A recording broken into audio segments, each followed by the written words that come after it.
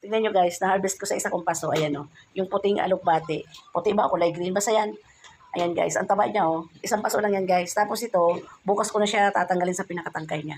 Lalagay ko yan kasi guys sa munggo bukas kasi di ba Biyernes Santo. Ayan, ang na-harvest na ni Manay na alokbati. Ayan. Guys, yung munggo.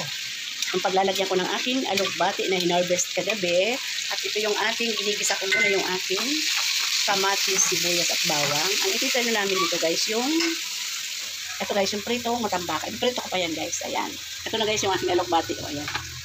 Pala guys, nilagay ko na dito yung ginisa kong bawang, sibuyas, kamatis, ayan na siya. At saka yung hinimay kong galunggong guys. May sahog tong galunggong na yung hinimay ko. Ito na yung ating partner dito sa ating munggo. Yung alokbati guys, nilagay ko na. Maya-maya okay na to. Ito guys, okay na to. Luto na.